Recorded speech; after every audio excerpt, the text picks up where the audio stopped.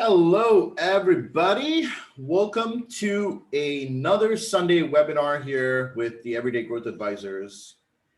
I hope you guys are having a great day. It's Monday here in the future. Hello. We'll be covering a bunch of different things today, what I'm looking at in the markets for this coming week. I hope that it brings you some clarity. Mainly going over the overarching macro trends. Give me a second here. I need to close the window because somebody is drilling outside.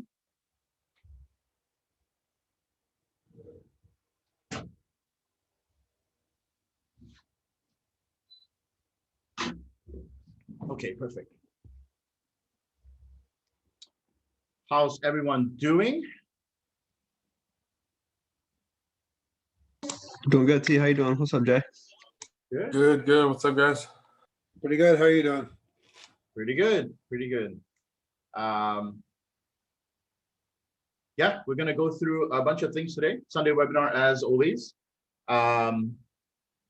This webinar is mainly focused on covering the overarching market trends, things that I'm looking at from a weekly perspective, important things that you should be taking note of. Remember, this is all where we teach you how to break down the markets. I think one thing that investors often overlook is, understanding fundamentally where things are moving. What is causing the shift? What is causing the sell-off? What is causing, and it's never what is happening now. It's always what is happening in the future that the market is pricing in now. And, this is the concept that many people can't wrap their heads around. And so I want to bring this to the forefront of this week. The theme, or rather the main focus here, is going to be, asking yourself a question: if this is indeed, some form of a market meltdown, what is it? What's next? Is it a recovery or a meltdown, right? Or, are we in a bubble? But then ultimately, you need to understand what the key pillars of the market structure are. So this webinar, I want to actually focus on teaching you guys, what are some of the things that I look at, right? Majority of the time, it really focuses back to, again, what are the key market structures? What do we look at when we're looking at a market, right? If you really want to know what drives the market, there are a couple of different tools, right? There are a couple of different tools. What is the overarching message that markets control? They control capital allocation, right? Capital allocation. If a company is a good company, the market rewards it with capital. Okay, this is the free market where things are efficient, right? We learn this in economics all the time, right? The first econ class you take, that's the first thing you learn. If something is worth it, something is going to produce a future growth, society rewards this with capital. What do? They put their own capital forward, and they reward this company with capital because, not because they believe in the company, but because they believe that their money can grow, right? They believe that their money can grow. And so, when we talk about these market structures, you need to understand where the growth is going to be rather than understand where the growth is now, right? If you think about what the growth is now, you're always like you're catching a train that's moving, right? You might try to jump on, and sometimes you may catch it, but ultimately, are you catching it comfortably? Probably not, right? You're probably chasing after it. You're panting. You're like, oh my God, I can't catch this train. And you're going to be running after it, exhausted for a long period of time, right? This is not what we aim to do. This is not what we aim to do. We plan to get to the train station early, look for the right train, and get on that train before it leaves, right? That is what we want, right? As investors or as traders too, right? How can you catch a moving train? But of course, there are people that are constantly catching moving trains. And that makes up, you will not believe it, but 80% of the market, okay? That makes up 80% of the market. The other 20% are traders, professional traders who understand overarching market trends. They don't just rely on, price action and things like that. You need to understand where the trend is shifting, where the sector rotations are happening, and where are people seeking alpha. Alpha is your return on your portfolio on top of the yield that you receive from a safe investment, okay? All right, so I want to cover a couple of things today. While I do these weekly webinars, I always focus on a couple of important things. One of those important things are understanding where risk is moving, where are investors seeking to put their wealth, right? But then before you even understand that, you need to understand that risk itself has a cost, right? We always talk about risk on a daily basis, but what is the cost of that risk, right? You know that every single day we take opportunity cost. And you decide on a daily basis what your opportunity cost is. What is the opportunity cost of me going to grab this cup of coffee versus staying at home and taking a trade on Tesla, scalping Tesla, right? That's your opportunity cost that you lose out is the cup of coffee or Tesla, right? A Tesla gain or a Tesla tendy, right? So to speak. And so we want to always be calculating what our opportunity cost is in the market, right? If you don't know what your opportunity cost is, how do you actually know whether this is a good deal? This ties in extremely well with risk and reward, because if you don't, then you never figure it out, right? So what drives opportunity cost in the market? That's the question you have to ask yourself. Any takers? Does anybody want to try and guess?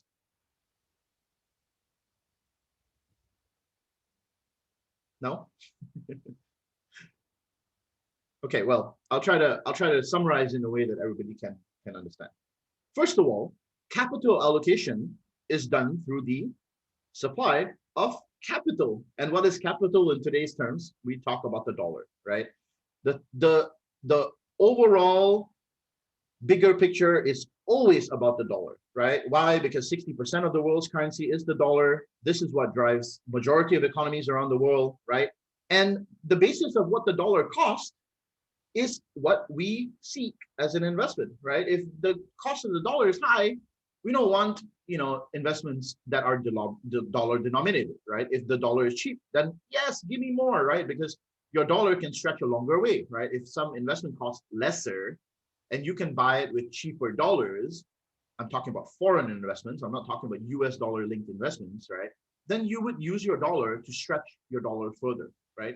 And so when the US dollar goes down, that's when investors take more risk, right? And this has been happening for months. So let's look at the past before we look at the future, right? And let's look at what has happened over this past period of time, because that is what is important, right?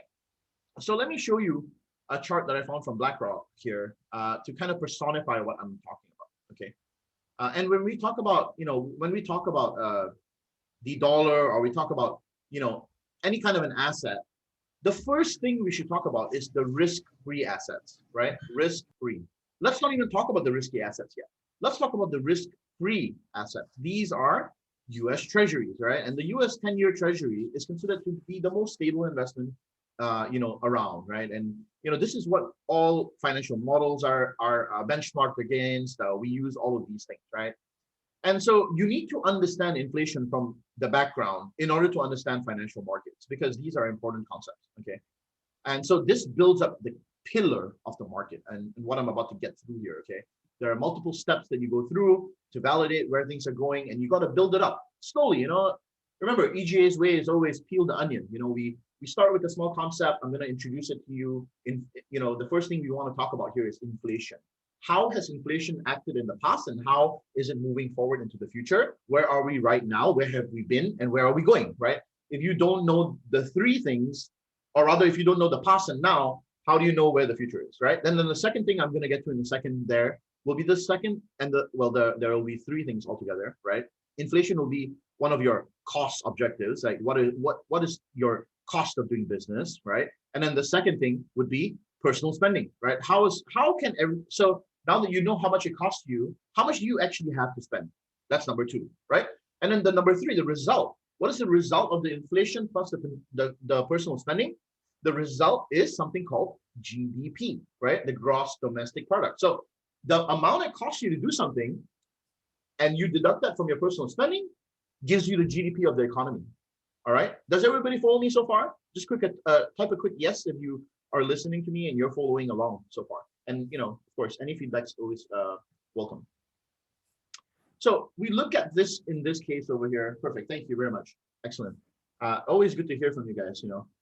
So we talk about the risk-free rate here, right? And there are three types of yields. Okay, when we look at bonds, we have three. So these are your bonds. Okay, 10-year bonds, right? And we have three kinds of rates, right? You have a real yield. This is the yield after minusing your inflation from the nominal yield. Okay, and the nominal yield and inflation expected yield are the inflation expected yield is usually a forecast driven by the Fed activity, right? So remember how Fed Powell said a while back, maybe about 1 quarter ago, he said the Fed is now going to accept inflation above 2%, right? They said we'll go a little above 2%, maybe 2.25%, and we are expecting higher than usual inflation, and we're going to allow it, right? Well, okay, so perfect, right? We knew this was coming, and the market didn't get spooked because usually 2% is the rate at which the Fed accepts inflation, and this has been pretty nominal for a long time. Okay, the reason why they accept the 2% inflation is because too much inflation means that the economy is overheating and asset prices are getting too inflated. Okay, and then too little inflation, we go the other way where asset prices are undervalued and deflationary, which is not good for the economy.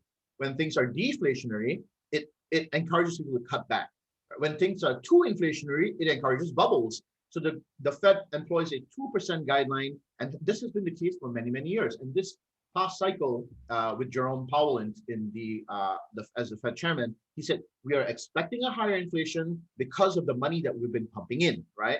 It makes sense, right? So how does inflation work, first of all? Inflation is I'm going to break it down in less than 1 minute, okay? So there are a fixed number of dollars in the world, right? And this number constantly changes on a monthly basis, daily basis, whatever you say, right? Majority of these dollars are not actually in cash. They're majority in credit, okay? And these credits are provided to banks to distribute to the world, right? Or distribute to economies around the world, right? Specifically in America, you have your big banks that will kind of work together hand in hand with the Fed to distribute credit. Now, the Fed targets a rate. Okay, we call this the federal funds rate. The federal funds rate is not the rate at which the Fed lends money to banks. It is not. The federal funds rate is the rate at which banks borrow from each other. Okay, so they control the rate of lending between each banks. And that rate that they control is controlled through a mechanism of purchasing treasuries. This is the reason why we look at treasuries. We don't look at treasuries for some mumbo jumbo bullcrap. We look at treasuries because this is literally the main financial security that the Fed uses to inject capital into the economy. Follow me so far? Everybody good? Yes? Okay. So when we follow these treasuries, we're looking at whether these treasuries go up in price or down in price, right?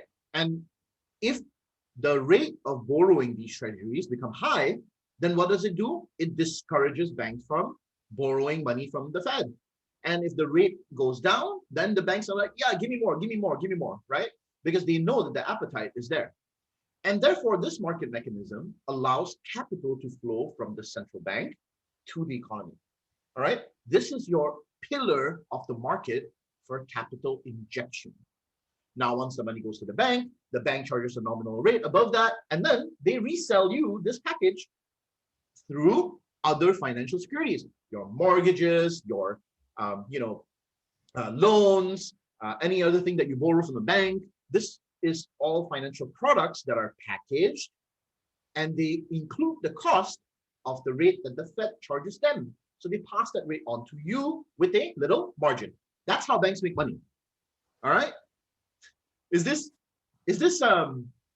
somewhat new or revealing to you guys? A little bit of feedback, because I don't know if many of you even know these things. I want to make sure that we get these things right off the bat.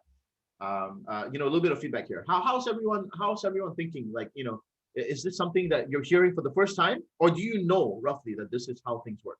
I just want to know, so I know whether I should go deeper or I should scale back here. Feedback? Yes? No? I don't see anyone typing. Is anyone there? Hello? First time hearing this. Okay, got it. First time hearing as well. Okay, well, All right. So then in that case, I should take the more clarified it for me. Okay, great. All right. All right. Good. So we do have some people who are hearing this for the first time and some people who are clear. Okay, great. Well, so this is what we look at as professional traders. This is what we look at. Okay. This is why understanding the macro trend is important, right? So now that you understand this concept, we look at these three things. All right. We look at the nominal yield, the inflation expected yield, and the real yield. Okay. The inflation expected yield, that is the yield which is the nominal yield plus the real yield. Okay, that's how you get the inflation expected yield. If you want the inflation expected yield, this plus this. The nominal yield is what the yield should be. The real yield is the current yield, what it is right now. Okay, and so when we talk about yield, we're talking about percent return on bonds.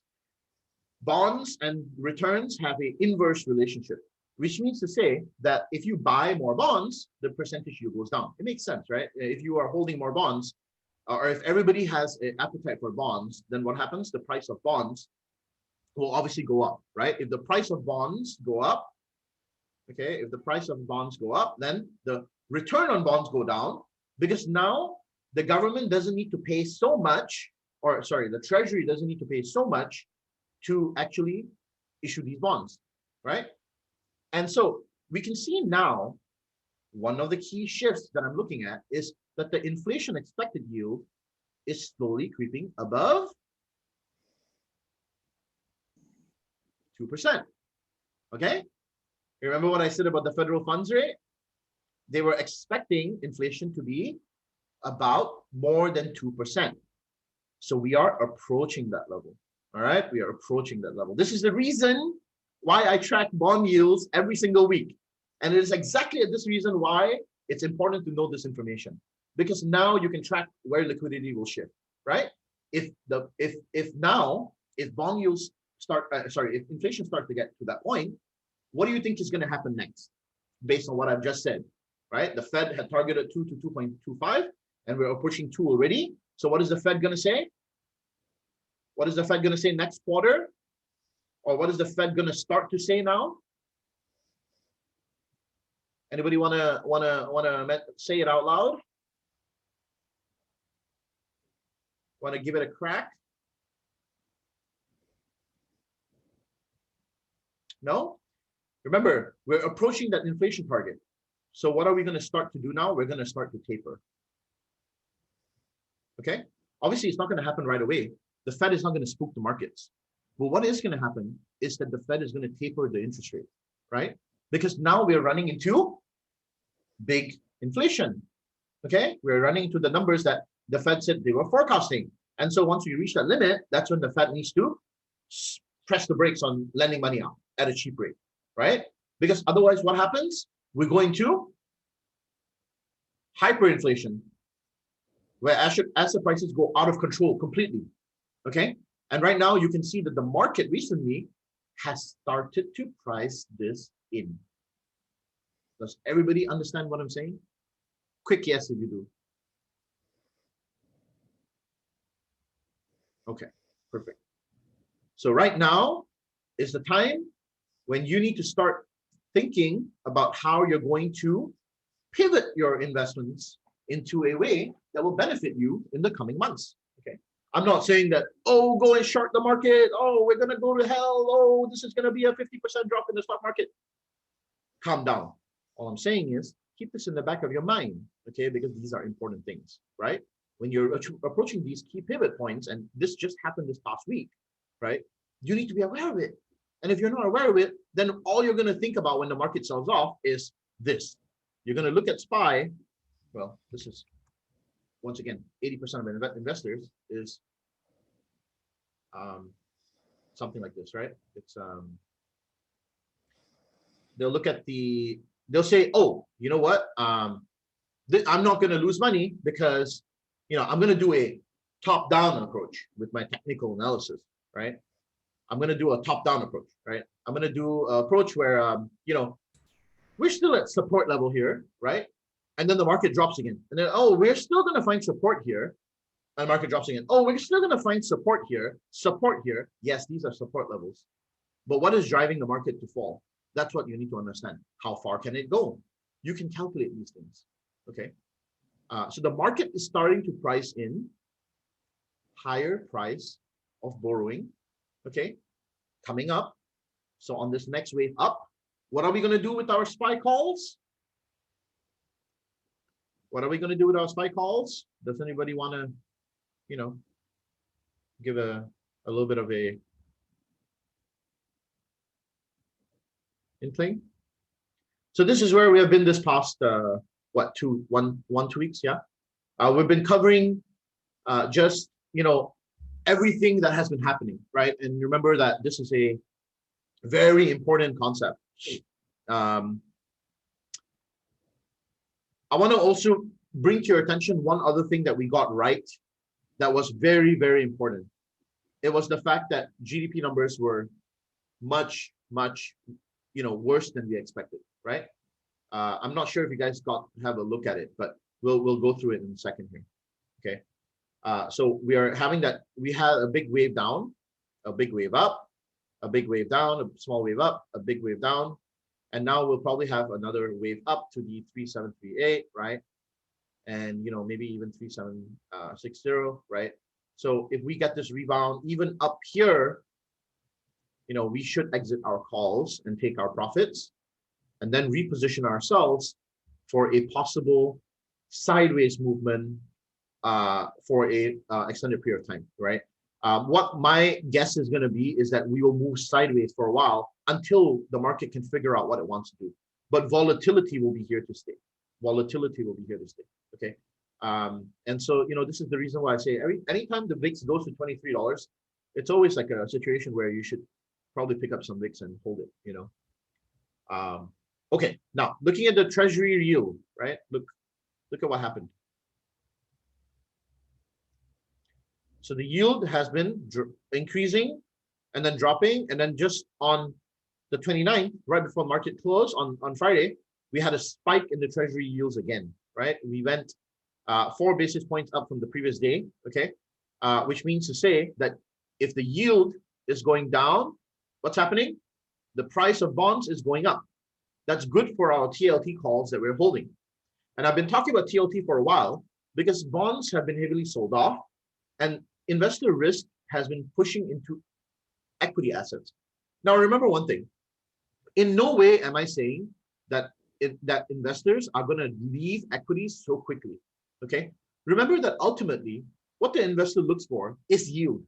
They look for yield. If there is no yield, they don't take it, okay? So the main focus here is, where is the yield, okay? And the yield here is actually still in equities, okay? The yield, because the equity risk premium is still positive. And equity risk premium is how much you can get in terms of risk reward ratio from your equities. Okay. So we've been tracking these bonds for a while, and the reason why we've been tracking them is because we want to get ahead of this, right? And we've been increasing our position slowly and steadily. We took these TLT calls, and they've been performing pretty fairly well. They've been all over the place, but performing pretty fairly well. We have the 19 March 160 calls, and these could, honestly, it could rip through any single day, right? And we'll be well positioned for that. On Monday, more than likely, I will, which is tonight, I'll more than likely add a few more positions on TLT. Start to really pad up these bonds, because why? As we shift towards this nominal yield being corrected downward, and we don't necessarily need to do it so early. To be honest, we could even take our time with it and take it, maybe next month even, but I want to add some positions right now to get it at a very cheap cost basis. But it takes time. It takes time, and the Fed will be very communicative. They will express their very big brother love and say, hey, market, we're going to let you know in advance here. Powell has been very good with that. He's been very communicative, okay? So we have time. We have time for these. But the next thing you want to talk about as a pillar of the market is personal income, right? Now what's the cost of borrowing money. How much money do people actually have to spend, right? That's what you need to look at. So we, all these things I'm getting from the Bureau of Labor and Statistics, okay? So you can go to bea.gov. This is an official website by the Fed, okay? And so, you can see this report that was just released, the personal income and outlays for December 2020, Okay, you can see personal income increased 116 billion in December, according to estimates released today by the Bureau of Economic Analysis. Disposable personal income increased 111 billion. Okay, and personal consumption expenditures decreased by 27 billion. Okay, what does that mean? What does that mean? People have more personal income. People have more disposable personal income, but people are spending less. Okay, right? We're tracking this as a month-to-month basis, right? I'm not saying that what this means we can forecast and extrapolate this information out into the future and say this is what's going to happen for the next few months. But we have been talking about this, and this is one of the key drivers as to why US GDP contracted in Q4. Okay, remember that almost a month ago now, the start of this 10K portfolio, we talked about US equities possibly underperforming the general market. Why? Because people are spending less. That is a simple reason. People have money, but they're not going out and spending it everywhere. Why? Because they have learned that during the COVID crisis, you need to have a cushion. Okay, you need to have a cushion. And so a lot of people are saving that money and putting it into investments. That is right. Okay, they're taking it and dumping it into the stock market or putting it into speculative investments. And that is what is causing this huge wave up that now is coming down. In fact, people have been taking margin to do these investments. They say, oh, I'm putting 1,000. Let me just borrow 1,000 and put it together with this 1,000. The market's going to go up anyway, right? That's what they're thinking.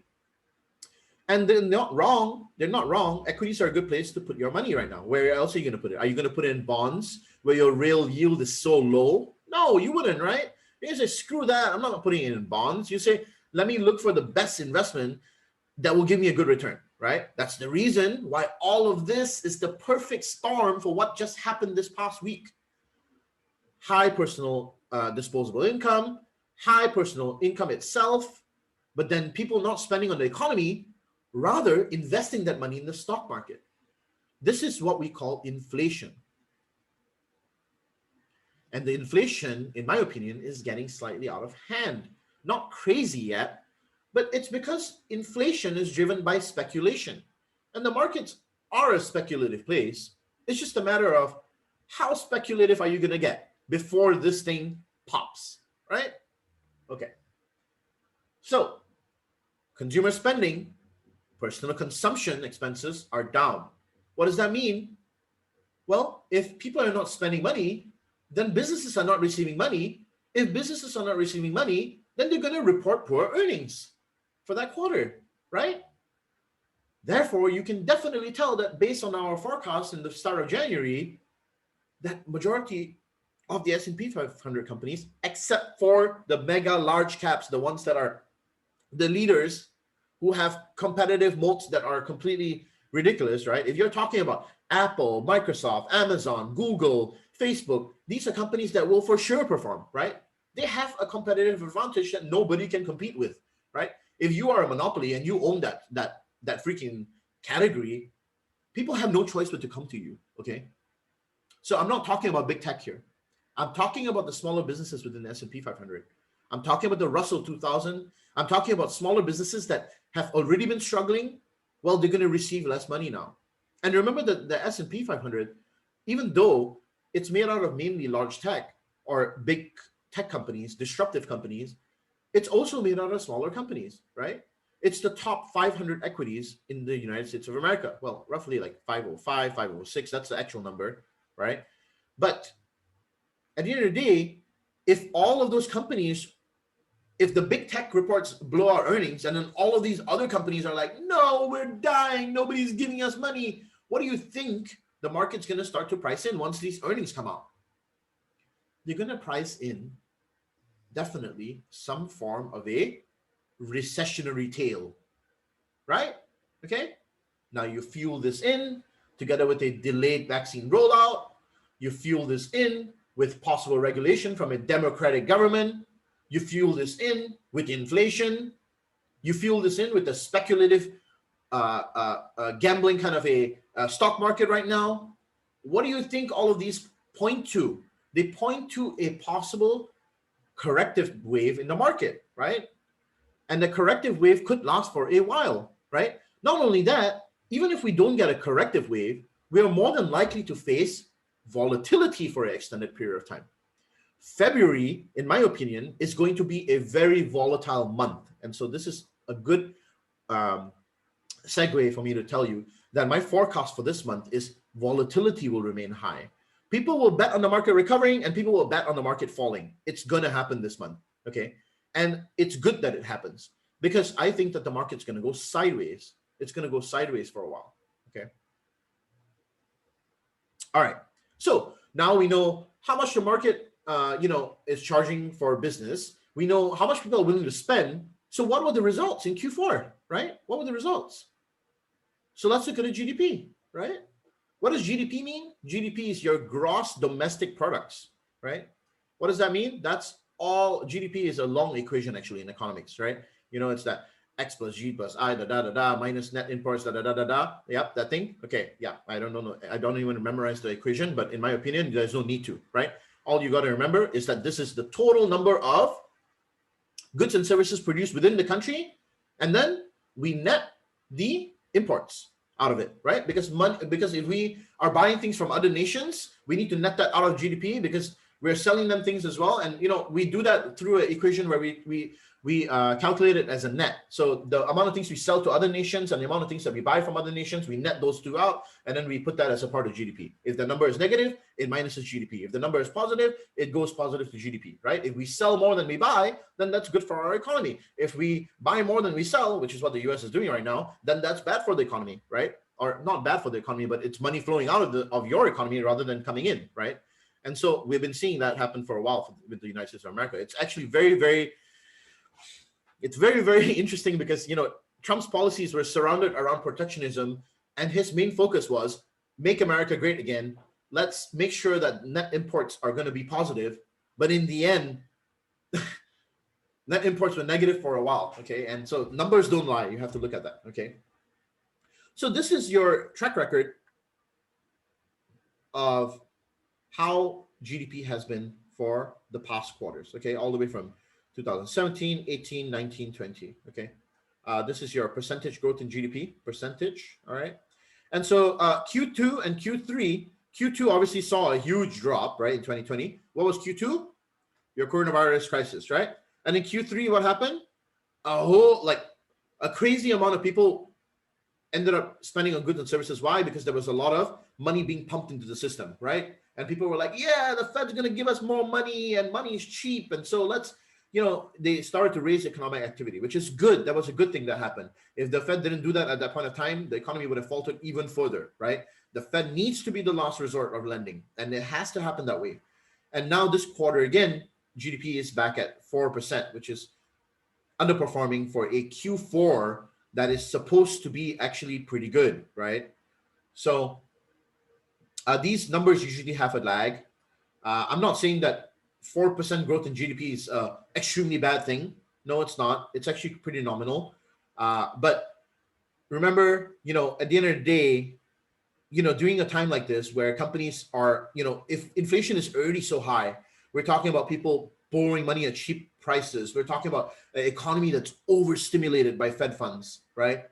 And we're talking about investors who are willing to put in money everywhere, right, to generate returns. And then all you get is 4% after a blowout quarter of like 20 or 30%. That's slightly worrying, right? Because then are we actually recovering or are we not? So it would seem so that people are holding back, and that is bad. That is what is bad. It's not about the GDP number being low that's bad. It's about the fact that people are holding back on spending, okay? Because as we know, one person's spending is another person's income in this economy. Think of the economy as a big chain of transactions, right? And, taking a page out of Ray Dalio's economic machine here, you need to understand that concept. When I spend money, I go to a business and I give it to him. He's spending money on somebody else, and that guy's spending money on somebody else. And we also have the money multiplier effect where the dollar stretches further like that. If you cut your spending, what happens? Another person loses that income. Another person, it's a chain reaction, and you can understand that, right? and the money multiplier works in the negative fashion. Okay, so the main focus here is personal consumption and personal spending, and we'll be tracking that in the next couple of months. We need to keep tracking this, because if people don't start spending more, that's going to be tough, right? Now, why are people not spending more? Because they don't know if more money is coming, right? Stimulus, jobs, all of that. So the next thing that you need to look at is actually the unemployment rate, right? That's another telltale sign of whether the economy is going to be growing or contracting, right? If unemployment rates are very low, then we have almost close to full unemployment, right? Then that's a good thing, right? Unemployment rates are high, then we know that the economy is not performing to maximum productivity, right? What is another function of the economy? It's productivity. The higher the productivity, the higher the likelihood of GDP, right? If people are productive, it's just like let me put it this way: it's like you could choose to buy a television, right? Or you could choose to buy a pair of running shoes, right? You watch people running on the television, but then you can actually become a world-class athlete by being productive, right? And so where do you want to put your productivity? Do you want to sit on the couch, drink beer, and watch television the whole day? Or do you want to go and buy a pair of running shoes, maybe Nike or whatever, which, by the way, is the ticker of the week, and go and become productive and do something that produces goods and services, right? Okay. But I think you understand what I mean. Productivity is what drives the market. So with personal consumption's low, GDP coming down, and a whole bunch of different things happening at the same time, we need to be very, very careful with what's going on. All right. So I see also the other thing is another reason why GDP may be lower is, you need to understand that a lot of companies had higher expenses this period of time, right? And then even though they pay less taxes in the Republican-run administration, which was a really great thing, by the way, it was something that allowed businesses to retain more wealth, but then none of that ultimately got passed down to the consumer. So, we talk about how that trickle-down effect usually works, but in this specific case, it was the worst possible scenario because people were already constrained with their personal income. Okay, how's everyone feeling? Everybody okay? I know I went on there for a while, but I wanted to talk about, the underlying situation here.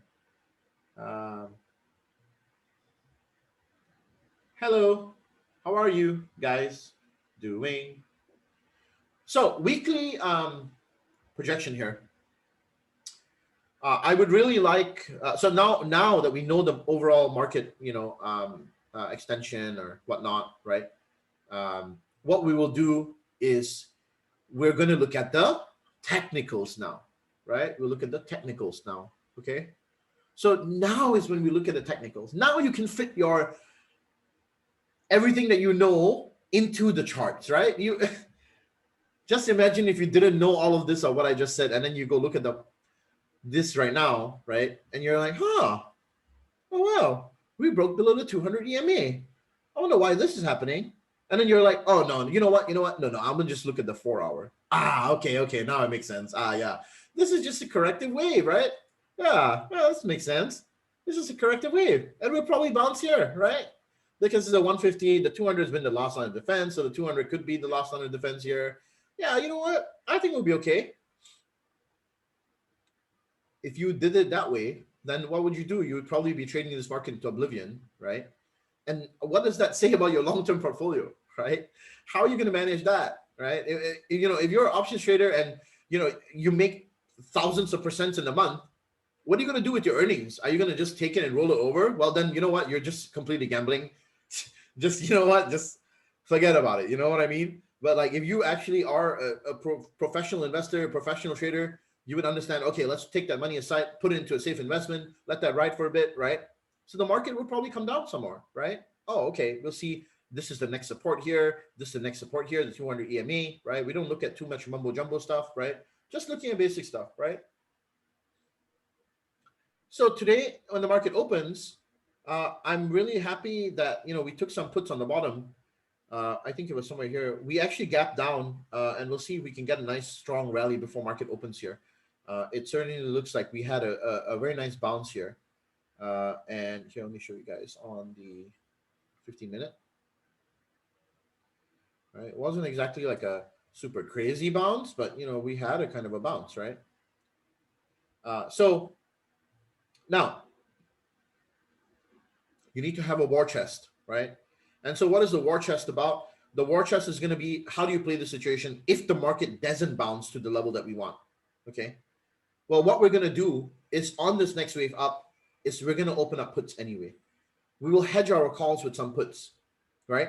Because now if the market does come down, we're hedged on both sides, right? And remember one thing, what did I say was going to be high this month? What did I say? What was going to be high this month, guys? Volatility. Volatility, right? What does that mean? We're going to see a lot of back and forth. Okay, so we're going to see either big moves up or big moves down, right? Correct? We'll see both. Exactly. So in that case, we can add puts when the market goes up, right? And we can even hold calls. In fact, that's exactly our strategy this month. All right. This is a strategy that I employ majority of the time. This is what we call an absolute hedge. Well, from my perspective, it's an absolute hedge. The moment the market goes up, we buy the reverse positions. The moment the market comes down, we buy the reverse positions. We hold both puts and calls at extreme swings. And this way, when the puts are making money, the calls are making a loss. When the calls are making money, the puts are making a loss. But guess what? One of them will always be in profit. Out of them, you will always receive a net profit. Why? Because volatility causes options to spike in premium. And you get gamma push and you get delta push, and then you profit overall. So you don't need to worry about whether we are going up or down. You simply play the waves as they come along. Okay, and so I'll show you guys how we can do this effectively. You're not going to take expensive contracts. You're going to be taking out the money contracts, and you will be risking less to make a lot more. Okay. All right, perfect. So what I do see here from a technical perspective is a possible, downtrend forming, just like this one that happened. And it's very, very possible that, this is only half of the wave that we are seeing right now. All right. This is possible that this is only half the wave that we're seeing.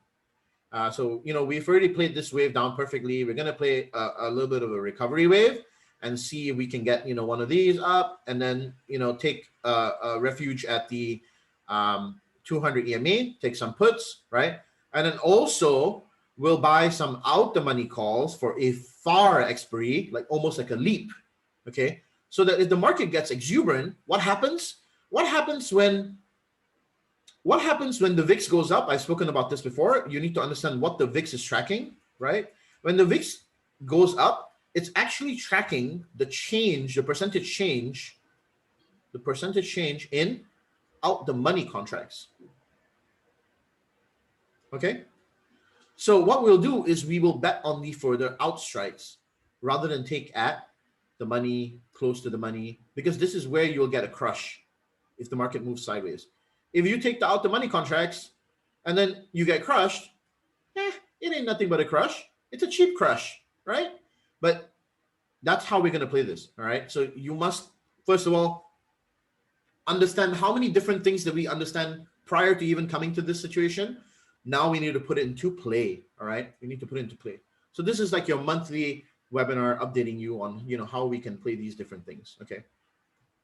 More importantly, what sectors are we going to rotate into, right? If the market's going down, there will be some players that will, have, some kind of a stability, right? So remember one thing, the market always prices in things before it happens, right? It always prices in things before it happens. So what are we looking at here? The sector rotation chart once again. Remember, right now, market's in pricing in a possible rate increase in the future. It's also pricing in a lot of volatility. It's pricing in a lot of different things that are about to happen, right? The first wave down, this was just your warning wave, I think. Okay, this from my perspective, obviously, and no way saying that this is 100% going to happen. This is just my take on this. It's purely my opinion. I'm not a licensed financial advisor to tell you, oh, this is what's going to happen. No, we can't say for sure. We're never 100% sure. But based on my experience being in this market for 9 years, this is what I see. Okay, so we had the technology, industrials, basic materials boom. This happened when? About 2 quarters ago, right? Then this past quarter, we had basic materials, energy, and consumer staples boom. Do you guys remember that? Energy boomed, staples boomed, right? Your Walmart, Target, they boomed, right? Basic materials boomed. You guys remember this? Who is following so far? You remember this was when tech stocks boomed, right? About 2 quarters ago, right? And the market was pricing that in right at the coronavirus drop, right? And then industrials boomed after that. Remember with the Dow Jones rally that I said was lagging behind the S&P 500, and then we caught up? Do you guys remember that from last year? And then we had basic materials as well that were booming, right? Well, now we should look at these: energy, consumer staples, and healthcare. This is the reason why I've been also talking about how we should be looking at industrials, right? And healthcare, United Health was one of them that I was looking at. Consumer staples, this is your Walmart, your your Kraft Heinz, your Coca-Cola, your Target, your Costco. Those are the ones, right? And energy, now we see the pivot into green energy, but you could also talk about utilities here. Utilities are a good defensive sector. Remember, I've spoken about this before. We should be looking at utilities, and don't look at the speculative solar or the speculative EV companies, because those have been pumped up for a while, right? When I'm talking about energy, I'm talking about specifically, we should be looking at XOM, energy companies. We should also be talking about utility companies. The reason why you want utility companies is because these companies have low beta. They have low beta. They're non-risky assets. So it overall reduces the risk of your portfolio during a volatile market. And these are likely to rally during a market downturn because people want to hold stocks that are stable, not risky during a market downturn. Okay. So you have to have a war chest. What are you going to buy? What are you going to do when this happens? Okay. You should also be adding to TLT, right? You should be buying bonds. They're cheap. Add them to your portfolio, right? During this time. You don't wait till everybody's jumping on. Then you're like, oh yeah, the train is leaving. Let me go. And then you run. And then you get there. And then what happens? You're so exhausted when you get there. And when I say you're exhausted, I don't mean you. I just mean your portfolio is exhausted. Why? You overpaid for it. You overpaid for it. That's what you did. Okay. When you run, when everybody's running, that's what 80% of traders do. It's, I'm going to run because everybody else is running. They see the price action starting to come there. Oh yeah, this is the best time to get in. Why? Because the 20 EMA is above the 10 EMA and so on and so forth. And, I'm going to drop, this kind of analysis and that analysis. And I'm going to, try and fixate where on the short-term price action is going to be. The moment something changes, they say, oh, I'm cutting this position. And then it rallies even harder. The point is, in the short term, you can speculate. Let me tell you something. When the market is in a bull phase, okay, when the market is in a bull phase like this, any idiot can make money. Any idiot. I'm telling you, any idiot can make money. It is only in the market downturn where the boys are separated from the men, the girls are separated from the women. All right? It's in a market downturn where it tests your resolve, because people who have a gambling mentality only want the market to go up. If you have realized what has happened in the past week, what has everybody been saying? Oh, stocks only go up. Stocks go up. GameStop, hold. Stocks go up, right? This is the only thing they say. But they don't realize that the risk of a market downturn is very real. And corrections do happen. In a year, it happens multiple times. In a year, you'll always get 5% correction, okay? And multiple 3% corrections, and multiple 2% corrections, and multiple rug pulls. It's because people always believe that the market's always going to go up forever. That's the common misunderstanding, and that's how they get into themselves into trouble, right? They start betting bigger and bigger and bigger. And then one day they make that $200,000 in a month. Okay, they make it. Then, after that, because they haven't been practicing risk management, right? The moment they lose just 50,000 of this, oh boy, it's gone. That's it. Now the balance 150 is going in. Why? Because they were not managing risk to begin with, right? They were not managing risk. If you somehow converted $10,000 into $50,000 in one day, explain to me something. Did you control your risk or not? Anybody want to answer this question for me? No. You probably didn't, right? If you converted $10,000 and $50,000 within one day, you risk too much, guaranteed. All right. There is no animal that produces that kind of returns, right? And if so, then please show me where they are every single day so that I can take them. You know what I mean? Share them with me. I want to know. So you have to be cognizant of these things. Okay. All right. So to recap everything that we've been through this year, this webinar, not this year, but this webinar. And I want to, personify again, recap what we're looking at for this month. Okay. We're going to be concentrating on the following arcing trends. And so I'll break it down into the weekly here and then the monthly here. Let's start with the monthly first so that we can talk about it. So does anybody remember what we just spoke about? Does anybody want to recap? Tell me one of the first few things. What is the first criteria that we're looking at? Increased what during this month? Starts with a V. Volatility. Volatility. Okay. Increased volatility. This is number one. The second thing, what are we looking at? Possible tapering or signaling from the Fed of inflation targets. Now, this is the worst part. When the Fed signals their intention to increase interest rates, it's not going to be good. It's not going to be good. People are not going to be happy. People are going to pull out the money from equities.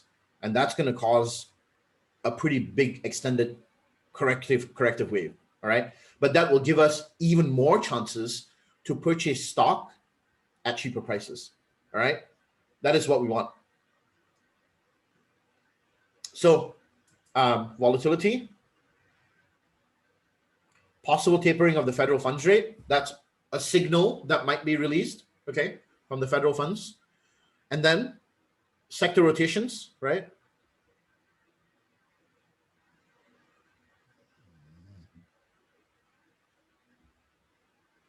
And we'll be looking at three key sectors: energy, staples, and healthcare.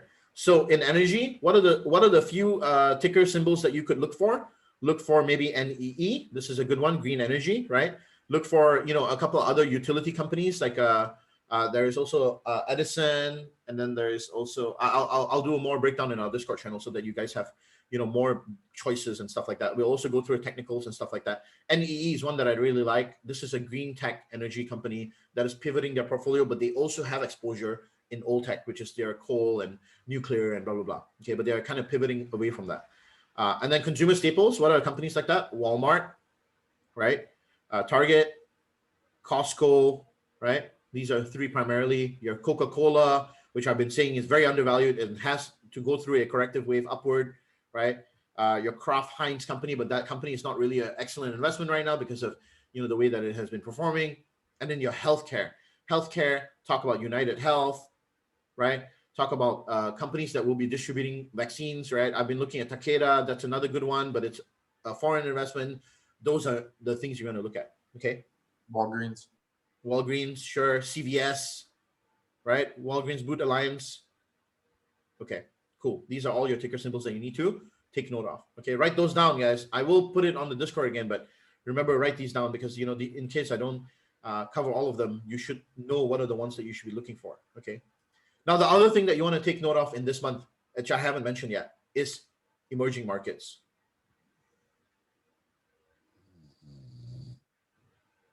Okay. Now, emerging markets, and when I talk about emerging markets, I talk about specifically Chinese stocks. Oops.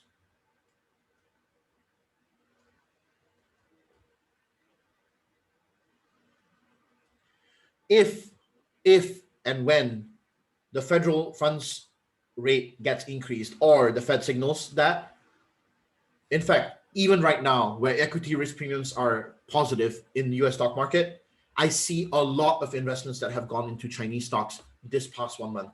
And I think that that trend is going to hold steady for a while, because I feel that the Chinese stock market is not going through an inflationary bubble. So what happens? People start to realize this, and I think institutions already started to realize this, and they already started buying up Chinese stocks. So we should look to get into Chinese stocks on the next dip. All right. And what does that mean? Let's look at KWEB. So KWEB is undergoing a corrective wave down, and we want to purchase some KWEB stock options when we get down, close to the $86 level. In fact, right now is probably a good chance to add a bit of a starter position, right? Starter position, okay? In emerging markets, once again.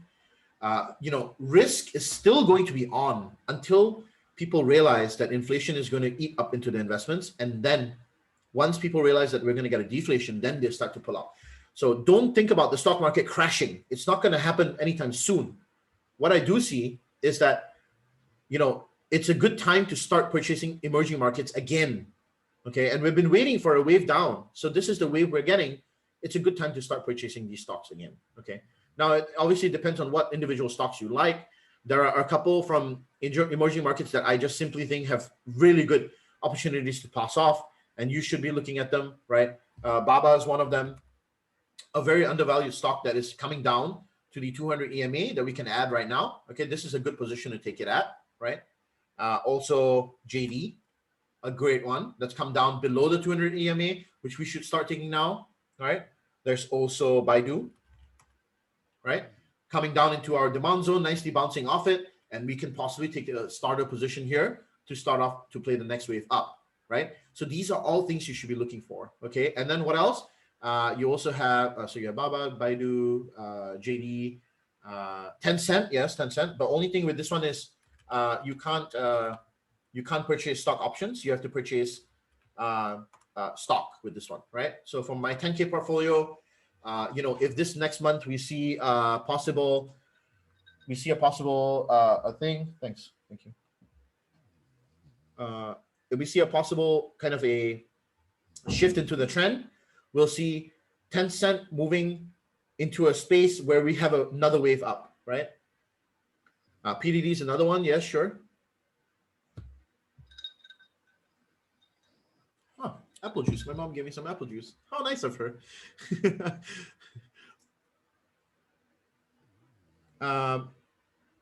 I would absolutely add some Tencent here, but I think next month, if I can, my main focus with the profits from the 10K portfolio will be to add more of these dividend stocks that I've been owning, okay, for long-term wealth. PDD is also a good one. Yes, I agree. There's also another one called, PDD is excellent here. Yes, I agree, Jacob. This is a good one. PDD, good time to buy it. Has been, having strong support at 200 EMA. I think this is a good time to buy PDD. Absolutely. Agreed. So let's look at, overarchingly, those are the investments we're going to be looking at for this week to pivot into. Does this make sense, guys? Now, do you understand how I do these market breakdowns? Do you understand how I formulate these ideas? It's not just mumbo jumbo. I don't just look at the charts and I say, oh, it's approaching the support, so I should take it. No, you need to understand first, where is risk flowing from? What's going on? What is the overall market systemic trend? And then also understand that there are risks to the downside. And so you can't over allocate to the upside, right? So I don't want to keep this webinar too long. We did talk about the monthly projections.